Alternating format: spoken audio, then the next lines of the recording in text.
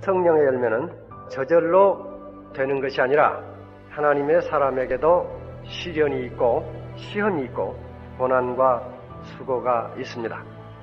오래 참음이라고 하는 것은 누구나 참을 수 있는 것을 참는 것이 아니라 참을 수 없는 것을 참는 데서 오래 참음이 정금처럼 단단해지는 것입니다. 기독교인의 성령의 열매는 시련을 통과한 열매입니다. 풀무불에서 연단한 금속과 같습니다. 전혀 그런 시련을 통과하지 아니한 것은 강해질 수가 없습니다. 모든 사람들이 다 믿음에서 떨어지고 주위 환경 상황이 믿음을 지킬 수 없는 그런 상황 속에서 선교적인 고고한 믿음을 지키는 거기에서 연단을 받는 것입니다. 사랑이라고 하는 것도 사랑할 수 없는 사람, 미워할 수밖에 없는 상황에서 자기가 싫은 사람을 사랑함으로써 단단한 금속이 되어지는 것처럼 우리가 성화되는 것입니다. 마태복음 9장에 보면은 두 소경이 예수님을 따라왔을 적에 예수님이 그 소경의 집에 들어갔습니다. 소경 보고 물어보기를 내가 능히 이 일을 행할 수 있다고 믿느냐? 그럴 때 소경이 주여 믿나이다. 예수님이 내 믿음대로 되라 그랬습니다. 예수님은 능히 이것을 고칠 수가 있다고 믿습니다 하고 믿을 때 거룩함에 이르게 되는 것입니다. 그럼 어떻게 이런 일을 할 수 있느냐? 나무는 열매를 보아 안다고 예수를 오래 믿고 열심히 믿었어도 하나도 열매가 없는 사람이 있고 예수 믿은 연조는 얼마 안 됐어도 이 성화의 열매가 많은 사람이 있습니다. 많이 달라집니다. 그들이 예수를 처음 믿었을 때하고 나중에 시간이 흐르면서 달라지는 것을 얼마든지 우리는 볼 수가 있습니다. 무르익은 곡식처럼 점점 고개가 숙여지고 겸허해지고 온유해지고 예수님의 성품을 닮아가는 것을 볼 수가 있어요. 성을 내도 살릴 때까지 품지 않는다 그런 말이 있는데 금방금방 그 죄를 자백해버리고 처리해가는 여기에서 품성이 달라지는 것입니다. 인격이 달라지는 것입니다. 나쁜 행동은 제거하는 일을 반복하고 사랑의 선한 행동은 적극적으로 행동을 반복함으로써 우리가 거룩한 품성을 가지게 될 것입니다. 이것만이 영원한 투자입니다. 다 없어집니다. 인간의 자연관계도 부자관계니 이런 것도 다 벗어버립니다. 뭐 박사학위 그런 거 아무것도 아닙니다. 다 벗어버려요. 임시적인 것입니다. 자기의 예술적인 소질 같은 거 그런 것도 다 벗어버립니다. 그러나 이 성화된 예수를 담는 품성의 열매, 이 세상에서 남을 위해서 봉사한 사랑의 열매, 이것은 영원히 지닐 것입니다. 이것이 여러분의 진정한 투자가 되는 것입니다. 우리가 기독교인이 되는 흉내를 낼 수가 있어요. 얼마든지 연극으로 종교 생활을 할 수가 있습니다.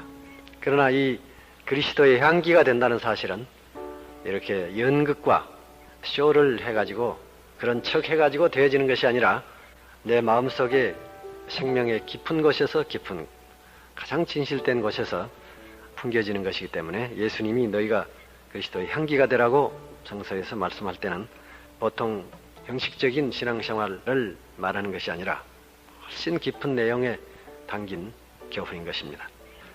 여러 교회를 다녀보면 그 강당 밑에서 성도들이 얼마나 기도를 했느냐에 따라서 교인들이 만들어놓은 냄새가 있습니다. 이것은 영적 감각이라고 말할 수가 있습니다. 이건 형편없는 모래바탕이구나 하는 데가 있고 어떤 때는 그냥 이슬이 나리듯이 은혜가 축축이 젖어 있는 그런 곳이 있어요.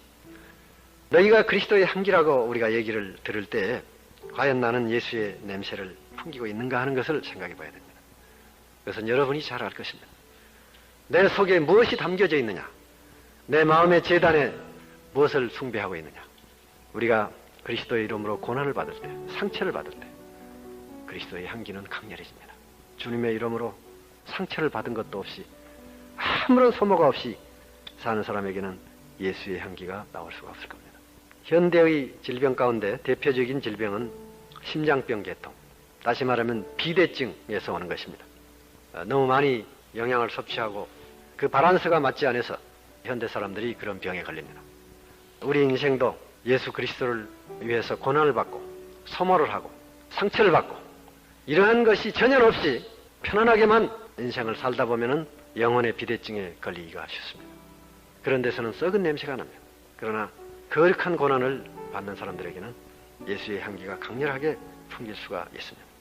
우리의 표정 속에서 예수의 모습이 나타나야 되겠고, 우리의 존재의 깊이에서 예수의 향기가 드러나야 됩니다. 장미가 쓰레기에서 핀다는 사실을 여러분 기억하십시오. 환경이 아무리 더러워도 예수가 그 속에 있으면 예수의 향기는 풍겨지는 것입니다. 사람의 향기는 자기가 가장 사랑하는 것에서 풍겨져요.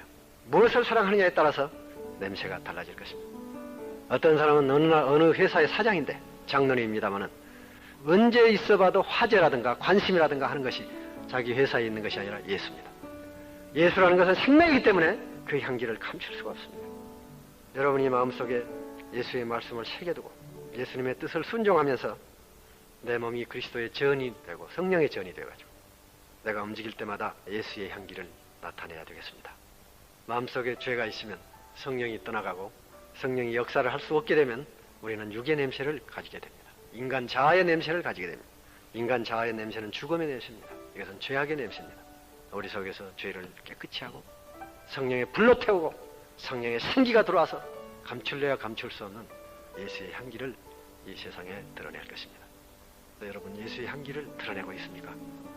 될 수 있지만 다른 사람들이 모르도록 살짝이 와서 믿고 갑니까? 여러분은 예수의 향기입니까? 누구의 향기입니까? 생각해 보시기 바랍니다.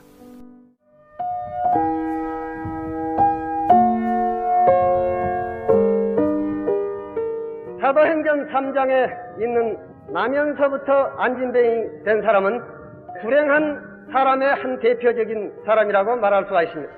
이 사람은 나면서부터 안진뱅이였기 때문에 거지 중에 거지였습니다. 이 사람은 날마다 성전 미문에서 구걸을 했습니다. 그것을 하지 않으면 굶어 죽을 수밖에 없습니다. 또한 이 사람은 종교적으로 영적으로 어두운 면을 가지고 있었습니다. 당시의 통념으로는 나면서부터 안진뱅이 된 사람은 하나님의 저주를 받았다는 생각이 있었습니다. 이렇게 생각해보면은 이 사람은 불행의 조건을 안 가진 것이 없습니다. 이 거지는 영적으로 생각해보면 전 인류를 대표하고 있습니다. 이 거지가 구걸한 도는 무엇입니까? 전 인류가 구하고 갈망하고 싸우고 목말라 하는 전체를 의미하는 것입니다. 그것은 경제적인 것을 포함합니다. 그것은 문화적인 것을 포함합니다. 그것은 지성적인 것을 포함합니다. 모든 종교를 포함합니다. 이러한 거지에게 이상한 사건이 일어났습니다. 베드로와 요한이라는 사람을 만난 사건입니다. 전 인류가 구하고 있는 것, 전 인류가 찾고 있는 것, 갈망하고 있는 것, 그것은 베드로와 요한이 가지고 있지 않는 것이었습니다. 베드로와 요한은 가지고 있는 것이 있었는데 나사렛 예수 그리스도였습니다. 예수 그리스도밖에는 전할 것이 없는 사람들이었습니다.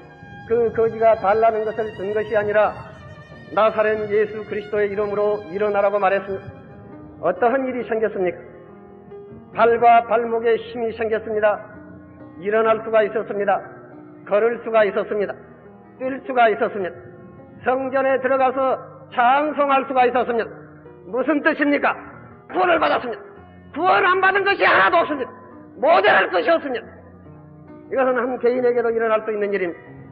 한 민족에게도 일어날 수 있는 일입니다. 한 세대에게도 일어날 수 있는 일입니다. 그렇습니다. 그리스도는 구원입니다. 그리스도는 새롭게 하는 힘입니다. 그리스도는 약한 것을 강하게 하십니다. 그리스도는 미움이 있는 것에 사랑을 창조합니다. 그리스도는 어둠이 있는 것에 빛을 창조합니다. 부패가 있는 것에 소금이 됩니다. 원천적인 힘이 되는 것입니다. 생명소가 되는 것입니다. 예수 그리스도는 생기가 되는 것입니다. 이와 같은 구원과 부흥 힘이 생명소가 예수 그리스도 안에 있었습니다. 이것을 누구를 통해서 전달됩니까? 예수 그리스도를 믿는 사람들의 기도와 전도와 믿음을 통해서 전달됩니다. 믿는 사람들의 기도와 전도와 믿음을 통하지 않고는 이 세상에 전달이 안 되고 있습니다. 기독교인들이 방해를 하고 있는 것입니다. 차단을 하고 있는 것입니다. 이 생명선, 이 파이프라인, 이것을 기독교인들이 가로막고 있기 때문에, 전도를 안 하기 때문에, 전달을 안 하기 때문에, 우리만 가지고 있기 때문에 이 생명이 병들고 있는 것입니다. 오늘날 크리스찬들에게 가르쳐 주어야 될 유일의 메시지는 성령의 메시지고, 안 믿는 사람을 위해서 설교해야 될 유일의 메시지는 예수 그리스도를 영접하는 메시지인 것입니다. 믿음 없이 하나님을 기쁘시게 못합니다. 믿음으로 성령의 충만함을 받는 비결을 가지고 성령 이절의 사람으로 돌아가지 말기를 바랍니다. 이 성령의 충만함을 받아서 온 세계를 새롭게 해야 되겠습니다.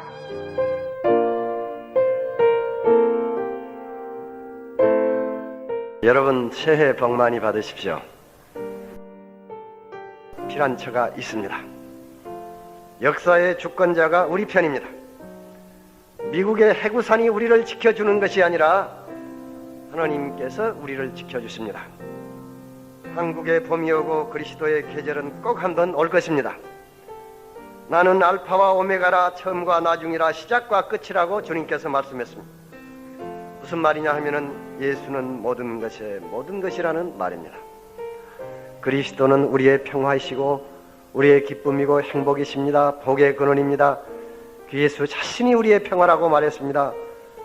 우리의 절대 안전 보장은 생명보험에 있는 것이 아니라, 정권 안정에 있는 것이 아니라 예수 안에 보장되어 있습니다.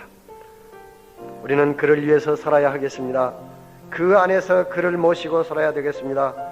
그와 밀접하게 교제하면서 살아야 하겠습니다. 그를 영화롭게 하기 위해서 살아야 되겠습니다. 그를 절대 신뢰하고 살아야 되겠습니다. 그를 전하면서 살아야 되겠습니다.